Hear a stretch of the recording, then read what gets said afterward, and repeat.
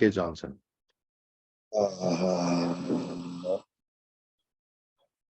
आइए तो हम लोग आज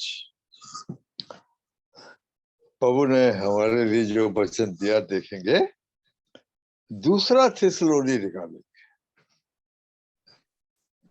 दूसरा थिस्सलुनी का दूसरा अध्याय और पहली आयत पढ़े। हे भाइयों, अब हम अपने प्रभु यीशु मसीह के आने और उसके पास अपने इकट्ठे होने के विषय में तुमसे विनती करते हैं।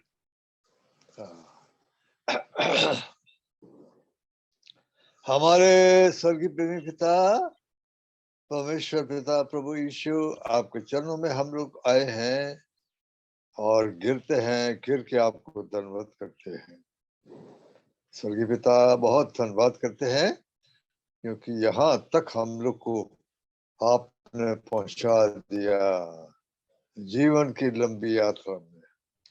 और प्रेमी पिता, आज फिर ये शाम का समय आपकी ओर से मिला है, इस पर आशीष दीजिए। हम लोगों को की आवश्यकता इन अंतिम दिनों में आप जानते हैं, जबकि आपके आने का टाइम हुआ। सो पिता, हमारी नीड पूरा कीजिए और पिता, हम लोग कैसे करके आपके लिए तैयार हो सकते हैं, आप इसमें हमारी सहायता कीजिए। और इसलिए हम विनती करते हैं प्रभु कि आज शाम को सभी आपकी ओर से हो। आपका जो हमारे लिए संदेश है उसको आप अपने आत्मा के द्वारा दीजिए। विचार और शब्द भी सभी आपकी ओर से हो। और हमारी ये भी विनती है कि हम लोगों को सुनने के कान और समझने का मन भी आप दीजिए। तो बड़ी सहायता कीजिए स्वर्गीय पिता, हमारी प्रार्थना सुनिए, धन्यवाद ग्रहण कीजिए प्रभु यीशु के नाम के द्वारा से, आमीन। दूसरा थिस्सलुनी दूसरा अध्याय पहली आयत फिर से पढ़ देंगे एक बार। हे भाइयों, अब हम अपने प्रभु यीशु मसीह के आने और उसके पास अपने इकट्ठे होने के विषय में तुमसे विनती करते हैं। हाँ, तो प्यारे भाई बहनों, पिछले कुछ दिनों से हम लोग इसी बात के ऊपर हम लोग इकट्ठे हो रहे हैं, चर्चा कर रहे हैं, ध्यान दे रहे हैं। हमारे प्रभु यीशु मसीह का आना और हम लोगों का उसके पास इकट्ठा होना, हमारा आज भी वही विषय है, वही विषय है। और सच पूछिए तो समय को देखते हुए यही विषय होना भी चाहिए। हाँ, यानी मेन थॉट यही होना चाहिए। हालांकि हमारी अपनी अलग अलग सेवा भी है, ऐसा नहीं है, लेकिन ये सबसे प्रधान विचार और विषय हम लोग के लिए है इन दिनों में। अब ये जब यीशु मसीह के आने के बारे में भिन्न भिन्न जगह से हम लोग जो रेफरेंसेस देखते हैं, तो उसके ऊपर हम लोग जब मेडिटेट करते हैं तो बहुत सी बातें प्रभु समझाते हैं। हाँ, जो जानना मांगते हैं उनको बताते हैं। जो प्रभु ने बोला, जो खटखटाएगा तो खोला जाएगा, जो ढूंढेगा वो पाएगा। बड़ा धन्यवाद हो प्रभु का, है ना। जैसे तो हमारे प्रभु के मन में हम लोग को बहुत सी बातें बताने का है, बहुत सी बातें बताया भी है, तो बड़ा धन्यवाद करते हैं। अब देखिए, इकट्ठे होने की जो बात बोला ना, जो आज हमने पढ़ा कि प्रभु यीशु आए, हम इकट्ठे किए जाए, और यहाँ पर एक जगह और बोला इकट्ठा करने को, पर दोनों में फर्क मालूम पड़ता ना। आप देखिए, मतलब मेरा मत्ती का 24वां अध्याय निकालिए, मत्ती 24 और उसकी 31 वर्ष 31। और वो तुरही के बड़े शब्द के साथ अपने दूतों को भेजेगा और वे आकाश के इस छोर से उस छोर तक चारों दिशा से उसके चुने हुओं को इकट्ठे करेंगे। हाँ, अच्छा, वहां हमने दूसरा थिस्सलुनी 2 के में देखा इकट्ठा होना, यहाँ भी बोलता है इकट्ठा होना, अलग लेकिन फर्क है उसमें। कैसा? भाई जब जो प्रभु यीशु मसीह आ रहे हैं और हम लोग जिसको रैप्चर बोलते हैं, और आप जानते हैं कि रैप्चर शब्द तो बाइबल में नहीं है, तो क्या कॉट अप है, मतलब हम लोग उठा ले जाएंगे ऊपर। और ये भी भेद है, ये भेद परमेश्वर ने अपने दास पौलुस को बताया था। ये पुराने नियम में कहीं नहीं मिलता और मिलेगा भी नहीं। क्यों? कि पुराने नियम में कलीसिया का रेवलेशन बिल्कुल नहीं था। हाँ, उसके उदाहरण थे, पर उसका कोई प्रकाश नहीं था। उसका प्रकाश तो यहाँ आया नए नियम में, प्रभु यीशु के आने के बाद। तो इसलिए वो इकट्ठा होना अलग है, ये इकट्ठा होना अलग है। ये दूसरा थिस्सलुनीकि 2 का इकट्ठा होना, ये तो प्रभु अपने लोग को उठा लेंगे और हम सब वहां बादलों पे इकट्ठे होंगे। लेकिन हमने मत्ती 24 के 31 में जब हमने देखा कि वो सा प्रभु का चिन्ह दिखाई देगा, जाति जाति के लोग छाती पीटेंगे और प्रभु स्वर्गदूतों को भेजेगा और स्वर्गदूत उसके लोगों को इकट्ठा करेंगे। आकाश की छोर से लेके आकाश की छोर तक हॉरिजेंटल है, वो वर्टिकल है। हाँ, दूसरा थिस्सलुनीकि 2 का इकट्ठा होना वर्टिकल है, माने हम लोग ऐसे ऊपर ऊपर उठा जाएंगे। लेकिन मत्ती 24 का इकट्ठा होना हॉरिजेंटल है, चारों तरफ से, और स्वर्गदूत इकट्ठे कर रहे हैं। एक तो फर्क क्या आया? अच्छा, और दूसरा फर्क कैसा है?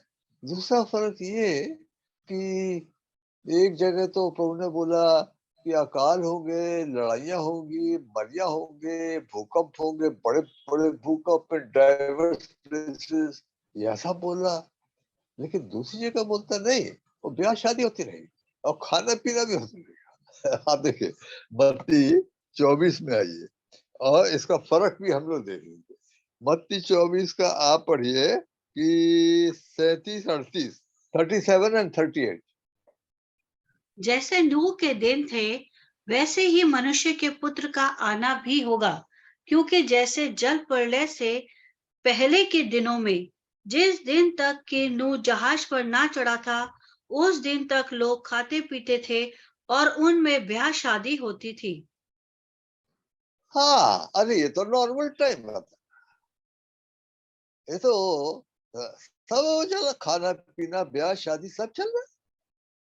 और ऐसे टाइम में प्रभु आया, और ऐसे टाइम में आया तो कैसा आया? चोर की नहीं आया। हाँ, चोर की नहीं आया, और वो नीचे नहीं आया, वो तो चुपचाप ऊपर आया। लोग जो तैयार, माने जो प्रभु के बच्चे बाढ़ जो रहे थे और जो तैयार थे, चले गए। अच्छा, लेकिन दूसरा देखिए, एक और बात बोला प्रभु ने, मेरा आना ऐसा होगा। कैसा होगा? मत्ती 24 का आप पढ़िए कि बिजली जैसे होती है ना, 26-27। हाँ, मत्ती 24 का 26-27। इसलिए यदि वे तुमसे कहें, देखो वो जंगल में है, तो बाहर ना निकल जाना। देखो वो कोठरियों में है, तो प्रतीति ना करना। क्योंकि जैसे बिजली पूर्व से निकलकर पश्चिम तक चमकती जाती है, वैसे ही मनुष्य के पुत्र का आना भी होगा। अच्छा, आपने देखा, वो आना अलग, जो लोग खा पी रहे, ब्याह शादी हो रही है, और प्रभु ने बोला बेहोल्ड आई कम एज ए थीफ, और प्रभु का दिन चोर की नहीं आता। यहाँ तो सब देख रहे हैं। अरे भाई, बिजली चमकती तो दिखता नहीं, सब नहीं देखते क्या? सब देखते। तो दो फर्क आता ना, दोनों फर्क आता है। तो अच्छा है ना इसको समझ लेना ना। तो प्यारे मेहमानों, ये है कि हम लोग इसी के ऊपर इन दिनों में मेडिटेट कर रहे हैं। हाँ, अच्छा, दूसरी बात ये कि अगर मत्ती 24 का जो हमने पढ़ा, ब्याह शादी होती है, खाना पीना होता है, अच्छा, ये हम लोगों के लिए है। हम जो विश्वासी प्रभु के लोग हैं, वो आना जो है, वो वो क्लेश के टाइम में लोग बचेंगे, और जो इसराइली कन्वर्ट होंगे। आप जानते हैं ना, इसराइली लोग उनके देश में लाए गए, काय के लिए लाए गए? वो भी प्रभु को ग्रहण करेंगे ना, तब तो आशीष मिलेगी। वो तो बाप दादों के प्यारे लोग हैं, पर उनका कन्वर्ट होना जरूरी है।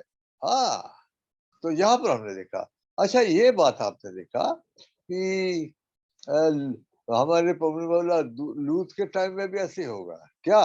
अरे पेड़ लगा रहे, घर बना रहे, कंस्ट्रक्शन हो रहा है और व्यापार हो रहा है।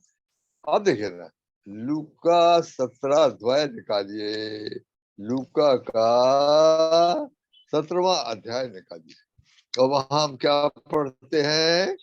27 और 28 और 29, 3 आयत। जिस दिन तक लूका 17, हाँ हाँ yes। जिस दिन तक नूह जहाज पर ना चढ़ा, उस दिन तक लोग खाते पीते थे और उनमें ब्याह शादी होती थी। तब जल प्रलय ने आकर उन सब को नाश किया। और जैसा लूत के दिनों में हुआ था कि लोग खाते पीते, लेन देन करते, पेड़ लगाते और घर बनाते थे, परंतु जिस दिन लूत सदोम से निकला, उस दिन आग और गंधक आकाश से बरसी और सबको नाश कर दिया। हाँ, तो ये आपने नोट किया कि नूह के जमाने में लोग खाते पीते, ब्याह शादी हो रही थी, ब्याह शादी हो रही, खा पी रहे ना। अरे कितने कितने होटलें खुली, खा पी रहे, हालांकि बड़ा महंगा हो गया है। अच्छा, तो उस समय क्या हुआ था? उस समय ऐसा हुआ था कि जब तक कि नूह और उसके परिवार के लोग, घर के लोग जहाज में नहीं चले गए, तब तक नीचे खाना पीना, ब्याह शादी, नाच गाना सब हो रहा था। लेकिन जब वो चढ़ गया ऊपर, उसके पास से पानी गिरना शुरू हो गया। आप जानते हैं 40 दिन 40 रात पानी की तरह सबको डुबा के खत्म कर दिया। और यहाँ क्या पड़ा? अरे भाई, लूत के टाइम में क्या हुआ? लूत के टाइम में भी यही हुआ ना। अरे खाना पीना था, ब्याह शादी, कंस्ट्रक्शन वर्क हो रहा था, पेड़ लगा रहे थे, घर बना रहे थे, व्यापार हो रहा था बहुत जम के। और कब तक? जब तक कि लूत और उसकी लड़कियों को स्वर्गदूतों ने निकाल के बाहर नहीं कर दिया। और तब क्या हुआ? तब आग ऊपर से गिर के और उनको जला दिया। सदोम और गमोरा और तराई के नगर सब खत्म हो गए। आपको मालूम है ये कौन सा इलाका? ये वो डेड सी वाला इलाका है। अगर आप गए हो उस तरफ तो है, हमारे भाई अश्विनी तो शायद गए हैं वहां, तो कुछ कुछ लोग गए, तो वो इलाका है वहां। वो गंधक है, नमक है वहां, है ना। और वो डेड सी में क्या आपको मालूम है ना, उसमें कोई डूबता नहीं, तैरते रहते, ऊपर उतराते रहते हैं। तो ये हुआ। तो हम क्या बोलेंगे आज हम लोग? अच्छा, हम लोग जो ये लड़ाइयों की चर्चा सुन रहे हैं, तो हमको तो नहीं लगता लोग, ये तो बार बार बोल रहा है इंटरनेट वगैरह में, अरे एटम बम गिरने वाला है। अरे एटम बम नहीं गिरने वाला। नो, स्क्रिप्चर के हिसाब से तो हम नहीं बोलते कि एटम बम गिरने वाला है या न्यूक्लियर वार हो जाएगा। हाँ, करोड़ों आदमी मर जाएंगे। नो, ना ना ना, ये तो नॉर्मल टाइम है। ये ऐसे में आया प्रभु। और याद रखिए, इसका एक निशान ये, हमारे प्रभु ने ये बताया था, नूह का जमाना। अच्छा, पाप बढ़ गया ना, पाप तो यहाँ भी बढ़ गया और लूत के जमाने में भी पाप बढ़ गया, तो ये बात तो पक्की है। अरे पाप तो चारों तरफ देख रहे हैं और खबरों में हमें रात दिन क्या सुन रहे हैं? अरे बड़ा भयंकर पाप है ना। बड़े बड़े वो, चाहे मंत्री बोलो चाहे संतरी बोलो, सबकी दशा ऐसी बिगड़ी हो गई दशा, है ना। किसका भरोसा करोगे आप? मीका 7 में बोला है किसी का भरोसा नहीं करना। जिसको आप अच्छा बोलोगे ना, वो कांटे वाले बड़े के समान है। हम लोग वो टाइम, उस टाइम में आए। हाँ, तो मैं बोल रहा था कि ऐसा टाइम है अभी। ये बात जो लड़ाई हो रही, चाहे वो यूक्रेन और रशिया की बोलो, चाहे वो चाइना, चाइना और ताइवान का तो बहुत आ रहा था, लेकिन आपने देखा अभी बंद हो गया, वो बंद हो गया। तो ऐसा लगता है। और अगर प्रकाशित 6 में जाओ, तो आप देखोगे कि पहला घोड़ा वाले ने शांति बनाया। ये कौन हो सकता है? प्रकाशित 6 का 1 और 2 पढ़िए। प्रकाशित 6 1 और 2। फिर मैंने देखा कि मेमने ने उन 7 मोहरों में से एक को खोला और उन चारों प्राणियों में से एक का गर्जन का सा शब्द सुना कि आ। और मैंने दृष्टि की और देखो, एक श्वेत घोड़ा है और उसका सवार धनुष लिए हुए है और उसे एक मुकुट दिया गया कि वो जय करता हुआ निकला कि और भी जय प्राप्त करे। हाँ, तो आपको मालूम है ना, ये प्रकाशित 6 जो आया, ये 4 और 5 के बाद आया। और प्रकाशित वाक्य की किताब में प्रोफेसी है। तो 4 प्रकाशित 4 की पहली आयत में बोला कम अप इधर, इधर ऊपर आ जा। कोई ने बताया रैप्चर कॉल है, हो भी सकता है। फिर उसके बाद का 4 और 5 का सीन तो हेवन का है। 6वां सीन आया नीचे का। अच्छा ये कौन है? ये सफेद घोड़ा कौन है? सवाल इसका। हाँ, और इस सवाल ने क्या किया? इस सवाल ने शांति बनाया। हाँ, तो बाइबल हमको ये बातें, हे मेरे बालको, ये अंतिम समय है। क्यों? कौन आने वाला है? ये अंतिम समय है बालको, मसीह का विरोधी आने वाला है। पहला यूहन्ना 4 अध्याय 18वीं आयत। पहला यूहन्ना 4 अध्याय 18वीं आयत। प्रेम में भय नहीं होता, वरन सिद्ध प्रेम भय को दूर कर देता है, क्योंकि भय से कष्ट होता है, और जो भय करता है वो प्रेम में सिद्ध नहीं हुआ। तो माफ करिए, मैंने क्या बोला? पहला यूहन्ना 2 का 18। मैंने गलती बोल दिया शायद, आई एम सॉरी। पहला यूहन्ना 2 का 18 पढ़िए। हे लड़कों, यह अंतिम समय है, और जैसा तुमने सुना है कि मसीह का विरोधी आने वाला है, उसके अनुसार अब भी बहुत से मसीह के विरोधी उठे हैं। इसलिए हम जानते हैं कि यह अंतिम समय है। अच्छा, तो मसीह का विरोधी आने वाला है, ये आदमी आएगा अंत के समय में। बहुत प्रोफेसी ओल्ड टेस्टमेंट में भी है, मालूम आपको, एंटी क्राइस्ट के बारे में। और न्यू टेस्टमेंट में भी हमारे प्रभु ने भी इशारा कर दिया था कि ये आएगा। ये क्या करेगा? ये शांति, थोड़े समय के लिए शांति बना देगा। कैसे मालूम पड़ा? प्रकाशित 6 का 3 और 4 पढ़िए ना। प्रकाशित 6वां अध्याय 3 और 4। जबकि उसने दूसरी मोहर खोली, तो मैंने दूसरे प्राणी को यह कहते सुना कि आ। और एक और घोड़ा निकला जो लाल रंग का था। उसके सवार को यह अधिकार दिया गया कि पृथ्वी पर से मेल उठा ले, ताकि लोग एक दूसरे को वध करें, और उसे एक बड़ी तलवार दी गई। Take away peace, take away peace from the earth. इसका मतलब पहला जो सफेद वाला आया था, उसने एक प्रकार की फॉल्स पीस, एक झूठी शांति कायम की थोड़े समय के लिए। इसलिए लाल वाले ने आके क्या बोला? टेक अवे पीस, ऐसे शांति बना उठा ताकि लड़ाई हो। तो मतलब ऐसा लगता है आज बोल रहे भाई दुनिया को एक ऐसा आदमी चाहिए है, ये झगड़े सब बंद कर दे। हाँ, कोई बता रहा था कि वो जो रोम में जो पोप बैठा है, वो पोप बोल रहा है कि मैं जाऊंगा, मैं जाके उससे एक पुतिन से मिलूंगा, लेकिन नहीं गया। तो मतलब ये है, हम इस बात को ध्यान दे चुके हैं कि एंटी क्राइस्ट तो आएगा, पक्की बात है। ये आ भी दिया है, एंटी क्राइस्ट आएगा। अगर आप देखिए तो पहला यूहन्ना 4 अध्याय 2 आयत। पहला यूहन्ना 4 अध्याय 2 आयत पढ़ी। परमेश्वर का आत्मा तुम इसी रीति से पहचान सकते हो कि जो कोई आत्मा मान लेती है कि यीशु मसीह शरीर में होकर आया, वो परमेश्वर की ओर से है, और जो कोई आत्मा यीशु को नहीं मानती, वो परमेश्वर की ओर से नहीं। और वही तो मसीह के विरोधी की आत्मा है, जिसकी चर्चा तुम सुन चुके हो कि वो आने वाला है। और तो बड़ी चर्चा थी। अरे भाई, चेलों के जमाने में जो कलीसिया बनी, उन सब विश्वासियों के बीच में बड़ी चर्चा थी। हाँ, हालांकि हम बोलेंगे इन्फेंट, वो बिल्कुल नई नई कलीसिया थी, लेकिन क्या बातें बता दिया गया भाई। पौलुस ने क्या बोला? अरे मैं तुम्हारे यहाँ तो तुमको नहीं बताता था। दूसरा थिस्सलुनी 2 में पौलुस ने क्या बोला?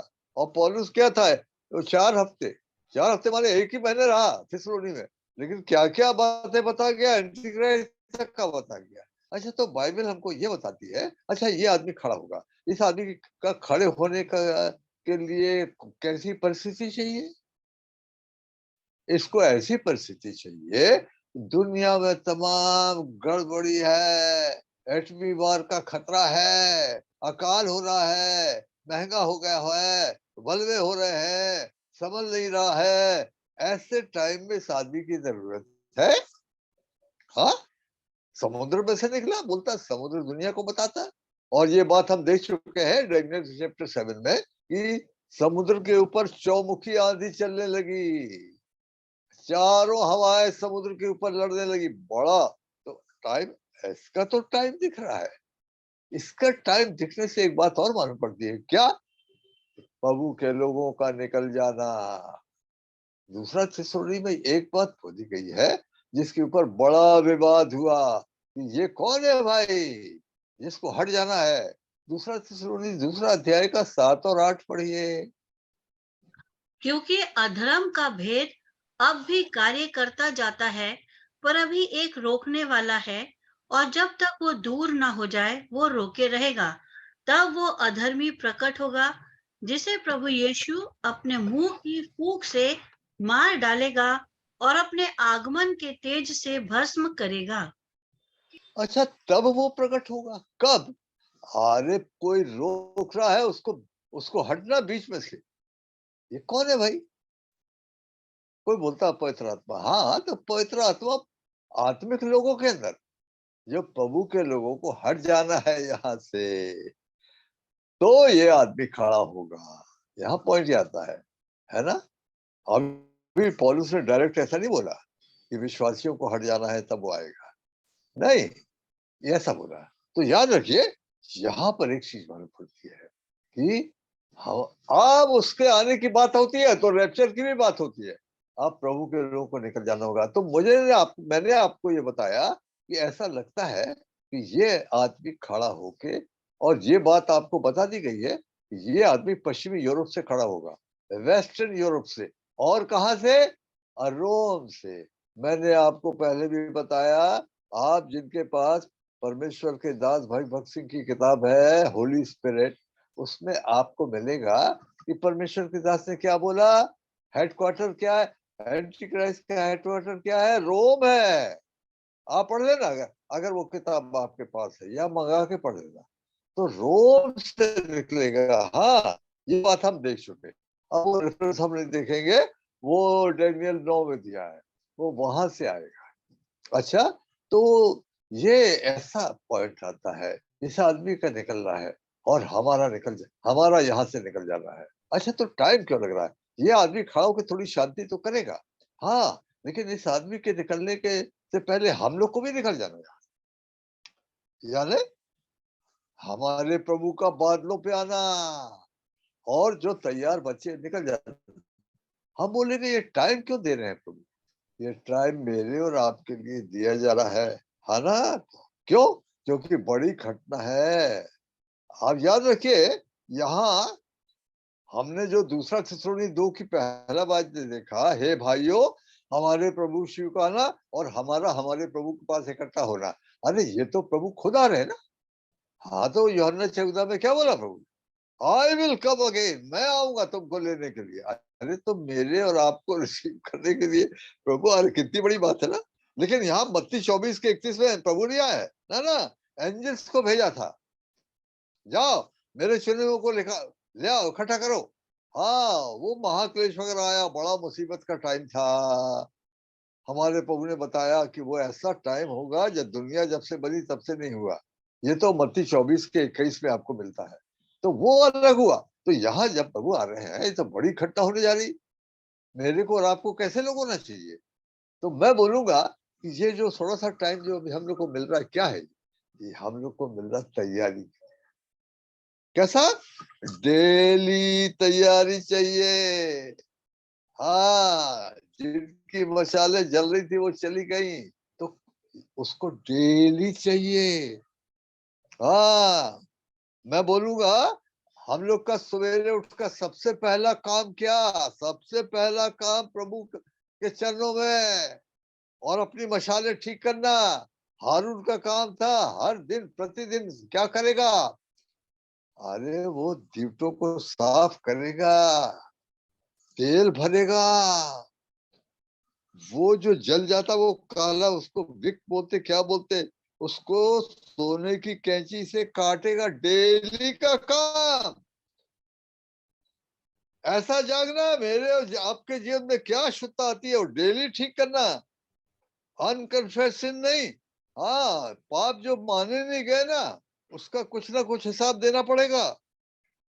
और ये भी याद रखिए, हम लोग कोई यहाँ पर सिद्धता का दावा नहीं करते। अरे मेरे से कुछ नहीं होता, ऐसा कोई बोलता क्या?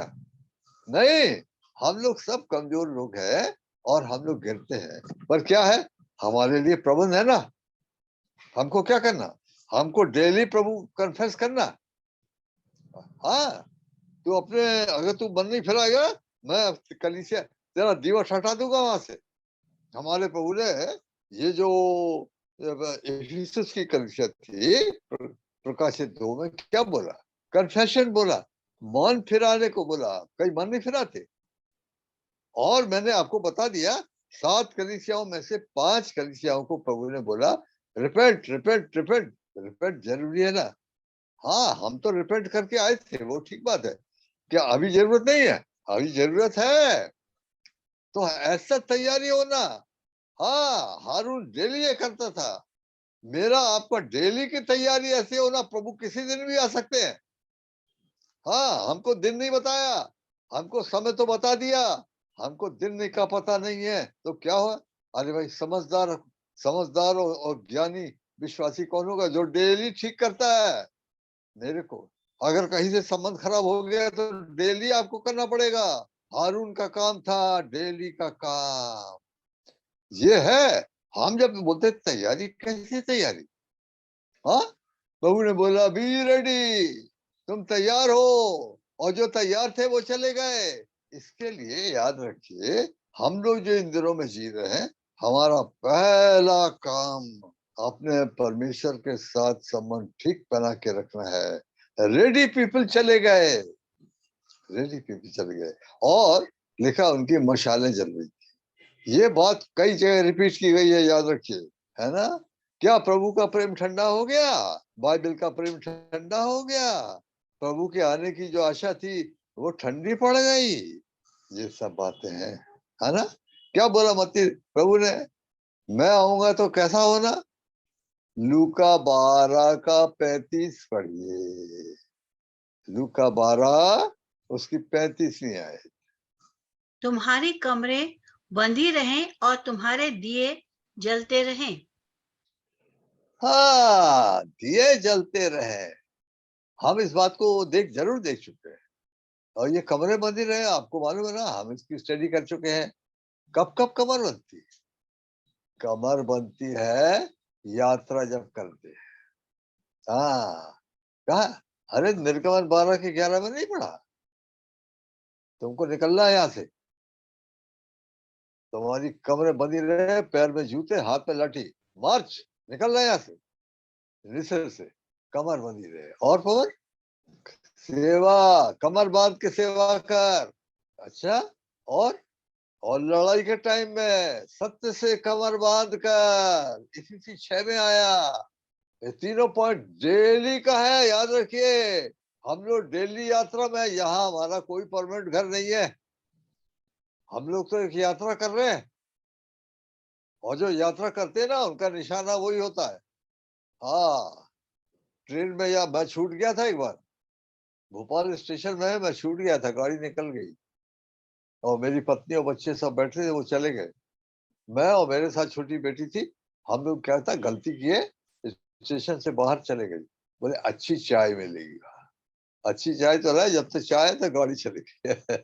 खैर, प्रभु ने सहायता किया कि हम गाड़ी दूसरा एक, क्योंकि मैं रेलवे में था ना, तो एक मालगाड़ी के इंजन में बैठ के हम बीना तक आ गए, और बीना में हमको हमारी पत्नी बच्चे मिल गए वहां पे।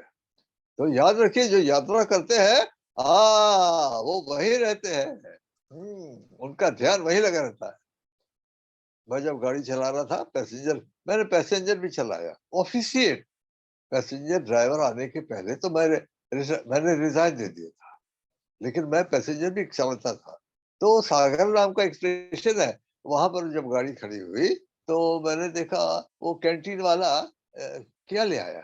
बोले कैंटीन वाला समोसा ले आया है, आलू बंडा और चाय लाया। मैंने कहा काय के लिए लाया है? तो बोले वो इसलिए लाया है कि साहब जल्दी जल्दी आप सीटी भोंपू नहीं बजा देना, थोड़ा देर से बजाना, नहीं तो आदमी सब भाग जाते हैं, चाय वगैरह नहीं पीते, जल्दी भाग जाते हैं।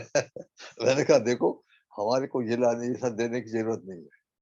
उसका मतलब ये था कि आप थोड़ा सिग्नल, भले सिग्नल हो जाए, लेकिन थोड़ा सा और लिख जाना तो उसकी बिक्री हो जाएगी। पर याद रखिए, ये बात सच है, अगर हमने सीटी बजा दी ना तो जो चाय समोसा खा रहे सब छोड़ छाड़ के भागते गाड़ी पकड़ने के लिए। हमारा भी ध्यान ऐसे ही होना भैया इन दिनों में। ऐसा मैं बार बार बोल रहा हूँ कि ऐसे ही ध्यान चाहिए। क्या ऐसे ही प्रभु ने बोला था? इसी प्रकार का ध्यान, इसी प्रकार का ध्यान हो रहा इन दिनों में। भले हम दूसरे काम कर रहे हैं और हम जी रहे हैं, पर याद रखिए ध्यान कहाँ है? There is the heart. तुरही की आवाज होगी, हाँ, तुरही की आवाज होगी और स्वर्गदूत की आवाज होगी, बोलता है पहला थिस्सलुनीसी 4 में। तो ऐसा ध्यान चाहिए और बड़ी तैयारी चाहिए। हाँ, बोलता है कि दाऊद ने मरने के पहले भारी तैयारी की, प्रभु का मंदिर बनाने के लिए बड़ा सामान इकट्ठा किया। अच्छा, लेकिन हम लोगों को मरना तो नहीं, हम तो मरने के लिए थोड़ी ठहरे हैं, हम तो अपने प्रभु के आने के लिए ठहरे हैं। हाँ, हमारा निशाना कब्र नहीं है भैया। हाँ, बात दूसरी है, प्रभु अगर वैसा बुलाएगा तो वैसा भी हम जाने को तैयार हैं, लेकिन नहीं, हमारा तो निशाना ऊपर जाने का है। हाँ, इसलिए हमको ये देखने का है। तो याद रखिए, इसके लगाव में जो हम बातें करते हैं, इसके लगाव में यानी प्रभु यीशु मसीह का आना, हमारा इकट्ठा होना, इसके लगाव में एक बात जानना बहुत जरूरी है। क्या? समय को जानना बहुत जरूरी है। हाँ, समय को जानना जरूरी है। इसलिए हमारे प्रभु ने जब दूसरे जावन की बात की तो कुछ कुछ हम लोगों को दुनिया को देखने के लिए बोला है, तो उससे हम लोग जान सकते, और स्क्रिप्चर से जान सकते। डैनियल को जब पता लग गया कि टाइम हो गया काय का, इसराइलियों का बाबुल की बंदवाई से वापस इसराइल जाने का टाइम आ गया, तो प्रार्थना करना शुरू कर दिया, फास्टिंग शुरू कर दिया, है ना? अच्छा है, अगर थोड़ा बहुत फास्टिंग करें ना, अच्छा होता है ना? थोड़ा बहुत फास्टिंग। अब मैं उतना ज्यादा फास्टिंग तो नहीं करता, हाँ एक आध टाइम का तो खाना छोड़ सकता हूँ, और छोड़ता भी हूँ, परमेश्वर का धन्यवाद हो। और डैनियल यही करता रहा। डैनियल को जब पता लगा टाइम आ गया, 70 साल पूरे होने को आ गए, इसराइलियों को जाना है, ये आपको डैनियल चैप्टर 9 में मिलेगा। तो क्या किया? फास्टिंग करने लगा, प्रार्थना करने लगा। अरे भाई, हमारे को भी तो ऐसा करना, तैयारी बहुत चाहिए प्यारे भाई बहनों। कपड़ों की तैयारी, कोई अशुद्धता ना आ जाए। मैं आपको बता रहा हूँ, ये जो ये बड़ा स्क्रीन वाला जो का जो मोबाइल है, इस जो इंटरनेट की जो खबरें आती है, वेरी वेरी डेंजरस, बहुत ही खतरनाक। मेरे पास तो नहीं है, मैं दूसरों से लेके कभी कभी खबर पर देखने के लिए इधर उधर घुमाता हूँ ना। अरे आपको क्या बताऊं, इतनी भयंकर चीजें आती है उसमें, है ना? अश्लीलता, जिसको बोलते हैं नंगाई। नंगाई, बाइबल बोलती है कौन देखेगा राजा को? राजा को वो देखेगा जो अपनी आंखों को बचाता है गलत देखने से। कहाँ मिलेगा? यशायाह 33 में आइए ना, यशायाह चैप्टर 33 14-15 पढ़िए। यशायाह 33 का 14-15। सिय्योन के पापी थरथरा गए हैं, भक्तिहीनों को कपकपी लगी है। हम में से कौन प्रचंड आग में रह सकता है? हम में से कौन उस आग में बना रह सकता है जो कभी नहीं बुझेगी? जो धार्मिकता से चलता और सीधी बातें बोलता, जो अंधेर के लाभ से घृणा करता, जो घूस नहीं लेता, जो खून की बात सुनने से कान बंद करता और बुराई देखने से आंख मूंद लेता है, वही ऊंचे स्थानों पर निवास करेगा। ऐसा प्रैक्टिकल चाहिए। तू देखेगा, कौन देखेगा राजा को जब प्रभु आ रहे? तो ऐसा जो सावधान था। आप पढ़िए ना, 17वीं आयत पढ़िए, उसी का 17वीं आयत वर्ष 17। तू अपनी आंखों से राजा को उसकी शोभा सहित देखेगा और लंबे चौड़े देश पर दृष्टि करेगा। याद रखिए, ऐसा बचना है। आंख क्या देख रही है, कान क्या सुन रहे हैं, दिमाग में क्या आ रहा है, ऐसा ये प्रैक्टिकल राइटियसनेस चाहिए, है ना? हम धर्मी तो ठहराए गए, ठीक है, लेकिन हमको भक्त होना है प्रभु। मेरे बहनों, इसलिए टाइम दे रहे हैं ना। हाँ, ऐसी तैयारी चाहिए कि जब प्रभु आए तो हम खड़े हो जाएंगे सामने। इसके लिए रोज का काम और सबसे जरूरी और सबसे पहला काम हमारे प्रभु ने उदाहरण देके समझा दिया, दिन निकलने के पहले। और याद रखिए, निर्गमन 16 में जब ये इस्राएली लोग छूट के आए थे बनवाई से, उनके लिए क्या बोला गया था? उनके निर्गमन 16 में क्या बोला गया था? अरे हर इस्राएली सवेरे उठेगा। कब? अरे सूरज निकलने के पहले। क्या करेगा? दिन भर के लिए मन्ना मन्ना बटोरेगा। और अगर सूरज निकलने के बाद उठा तो नहीं मिलेगा, वो गल जाता था। फिर क्या होगा? फिर पड़ोसी यार, भैया आपने जरा मन्ना, आपका मन्ना बटोरा, उसे थोड़ा दे देना, आज मैं जरा सो गया था। तो उधारी में चलेगा क्या? यही तो वो करा गलती ना। मूर्ख कुंवारियों ने क्या बोला? यही गलती किया, तेल नहीं बटोरा। तो फिर क्या हुआ? जब प्रभु के आने का टाइम हुआ तो थोड़ा तेल दे देना। अरे तेल दे देना नहीं भाई, आत्मा क्या बोल रहा है? हर इसराइली अब उठेगा, पन्ना बटोरेगा, और ये काम डेली नहीं। आज हम ढेर सा बटोर लेंगे तो कल हम सोते रहेंगे। कुछ लोगों का विचार था, अगर आप उसको पढ़ेंगे निर्गमन 16 को, उसमें कुछ इसराइलियों ने क्या किया? कुछ इसराइलियों ने क्या किया? ढेर बटोर दिया। बाइबल में प्रभु ने बोला था दिन भर के लिए बटोरना नहीं, ढेर बटोरो, कल नहीं उठेंगे, कल सोते रहेंगे। ऐसा करके बटोर के रख लिया था, लेकिन और सोते रहे। और जब देर से उठे तो क्या देखा? ऐसे कीड़े पड़ गए, सड़ गया, सड़ गया। हाँ, डेली फ्रेश लाइफ चाहिए, आत्मिक जीवन। ये रास्ता सस्ता नहीं है। हाँ, ये कठिन रास्ता, भारी जर्नी है, और रास्ता खतरनाक है। अभी हम रास्ते के ऊपर होकर सोचेंगे ना तो काफी समय लग जाएगा। लेकिन याद रखिए, जिस जीवन में और जिस रास्ते पर हम लोग लाए गए हैं वो मामूली रास्ता नहीं है। वो दुनिया के धार के खिलाफ जाता है। हम लोग चौड़े रास्ते से सकरे रास्ते में लाए। एक समय था जिस रास्ते पे हम चल रहे थे बड़ी भीड़ भाड़ थी, अरे बहुत, और मेला लगता था। हाँ, जॉन वेन की किताब में लिखा है वो 12 मासी मेला। लेकिन वहां से निकाल के हम लोग लाए सूना रास्ता है। सूना मतलब, अरे थोड़े लोग चलते हैं। हम लोग चौड़े रास्ते से निकाल के हमारा प्रभु कहाँ ले आए? अरे पगडंडी में ले आए। पगडंडी मालूम आपको? हाँ, पहाड़ी जगह में इधर उधर जाए ना आप कहीं दूर जंगलों में, तो छोटी सकरी सी पगडंडी मालूम पड़ता है, गांव के लोग यहीं से जाते, तो पगडंडी बन जाती है वहां। हाँ, तो क्या बोल रहा है? न्यायों की किताब का निकालिए आप, न्यायों की किताब का 5वां अध्याय निकालिए, तो क्या बोलता है? लोग पगडंडी में चल रहे हैं। न्यायों की किताब का 5वां अध्याय हम देख रहे हैं, और मैं आपको बता रहा हूं उसमें ये यात्री लोग कहाँ चल रहे थे?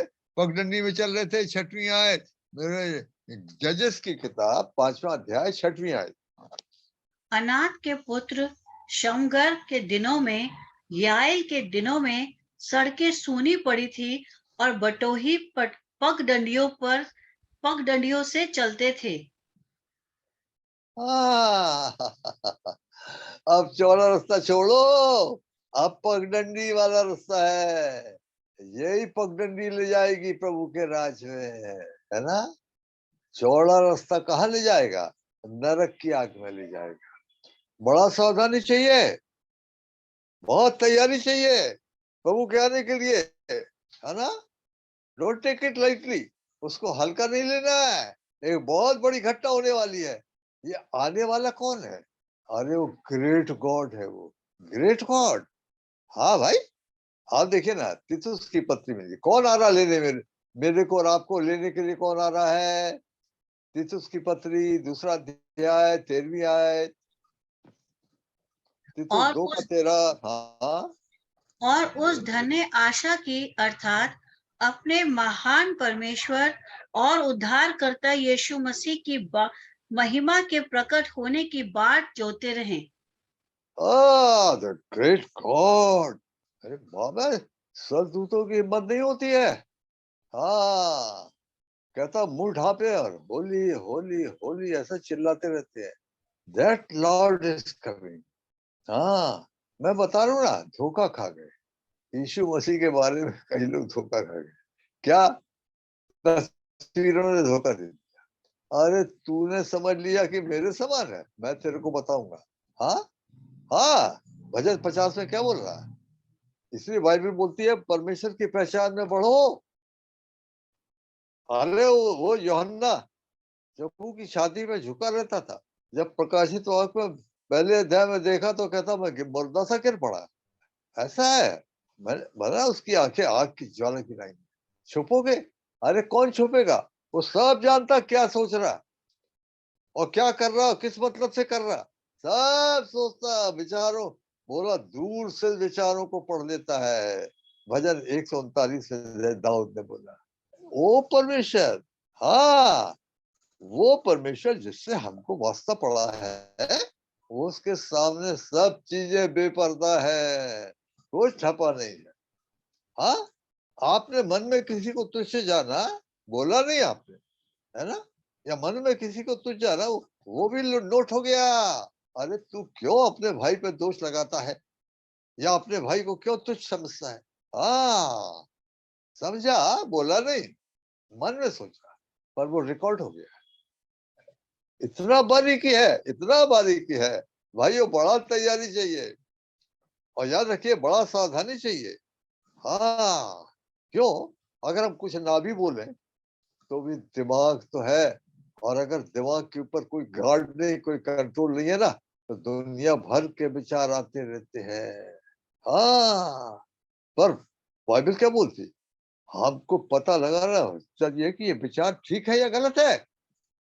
हाँ, और ऐसे सब जो विचार गलत विचार शत्रु लाता है, वो सबका इनकार करने का है। हाँ, जेनेसिस 15 में लिखा है कि जब जब इब्राहिम ने परमेश्वर की आज्ञा के अनुसार वो बलिदान रखा, तो कहता मांसाहारी पक्षी झपटे, उसने उड़ा दिया। अब ये विचार तो झपटते रहेंगे, लेकिन मेरे और आपको इनकार करना है भविष्य के नाम से। स्पिरिचुअली माइंडेड पीपल, हमारा माइंड ऐसा होना चाहिए, ऐसा। तो प्यारे भाई बहनों, याद रखिए हम जो बात कर रहे थे अपने प्रभु के आने के लगाव में, आज दुनिया में ये इस प्रकार की खबरें आ रही है।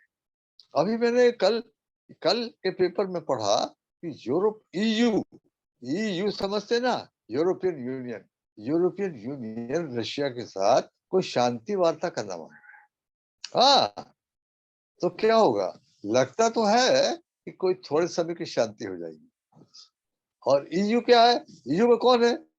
ईयू में तो पश्चिमी यूरोप के देश हैं। और फिर ये आदमी जो सफेद घोड़ा हमने बोला, ये सफेद घोड़े में और प्रकाशित 19 के सफेद घोड़े में फर्क है, ऐसा ना। ये प्रकाशित 6 का जो सफेद घोड़ा है, दिस इज एंटी क्राइस्ट। हाँ, और प्रकाशित 19 का जो सफेद घोड़ा है, वो हमारे प्रभु हैं। तो याद रखिए, ये आदमी खड़ा होके पीस कराएगा, लगता है। क्यों? अभी दुनिया को पीस चाहिए। हाँ, नहीं तो एटम बीमार हो जाएगा तो बहुत करोड़ों आदमी मर जाएंगे। और क्या हो रहा? खाना चाहिए, तो खाना चाहिए तो वो बोलेगा मेरा नंबर लो, सब खाना मिलेगा। ऐसा कर देगा, थोड़े समय के लिए ऐसा लाएगा वो। पर वो थोड़े समय के लिए रहेगा, क्योंकि बाद में हमने पढ़ा लाल घोड़ा आया, फिर काला घोड़ा आया, फिर पीला घोड़ा आया, ये चीजें। अब याद रखिए, इसमें लंबा टाइम नहीं लगना। आप बोलोगे 2000 साल हो, हमारे प्रभु ने बोला था अपने आने के बारे में, भैया 2000 साल नहीं, खत्म हो गया। शॉर्ट वर्क करने वाला है। कैसे मालूम पड़ा? आप देखिए ना, आप रोमियो की पत्रिका 9वां अध्याय। अब ये बात है जो हम बोल रहे हैं, इसमें कोई लंबा समय नहीं लगेगा, टाइम खत्म हो गया। रोमियो की पत्रिका आप 9वां अध्याय निकालिए और मैं आपको उसकी आयत बताता हूँ। रोमी 9 का उसकी 28वीं आयत पढ़िए। क्योंकि प्रभु हाँ, अपना वचन पृथ्वी पर पूरा करके धार्मिकता से शीघ्र उसे सिद्ध करेगा। आया इंग्लिश पढ़े तो बहुत ही अच्छा होगा। याद रखिए, हम जो पढ़ सकते हैं ना, और किंग जेम्स वर्जन, परमेश्वर के दास भाई भक्त सिंह ने बोला कि किंग जेम्स वर्जन रिलायबल है। तो किंग जेम्स वर्जन में क्या लिखा, मैं बता रहा हूँ पढ़ के। For he will finish the work and cut it short. क्या बोला? For he will finish the work and cut it short. अब जल्दी जल्दी होगा। टाइम बीत गया, अंजीर के पेड़ में पत्ती लग गई, पत्तियों से भर गया, अब फल भी आने वाला है। ये सब हो गया, नूह का जमाना फलेआम दिखाई दे रहा है। प्यारे भाई बहनों, तो बड़ा धन्यवाद हो प्यारे प्रभु। तो याद रखिए, हमको ये समय क्यों दे रहा? ये समय हमको तैयारी कर दे रहा है ना, और ठीक ठाक करने। क्यों? प्रभु जानते हैं, अगर वो छूट गए ये लोग मेरे बच्चे, तो इनको कितने भारी क्लेश से जाना होगा। वो हमारा प्रभु बिल्कुल नहीं चाहता। बाइबल में लिखा, हमको क्रोध के लिए नहीं ठहराया, हमको तो ठहराया उद्धार पाने के लिए, प्रभु के लिए। तो प्रभु बड़ी सहायता कर दीजिए। प्रभु चाहे आज हम यहीं तक रहे, अगर प्रभु नहीं आते हैं, और अगर प्रभु की ओर से है, तो हम अपने प्रभु के आगमन के बारे में फिर चर्चा करें। तो प्रभु अपने वचन पर आशीष दीजिए।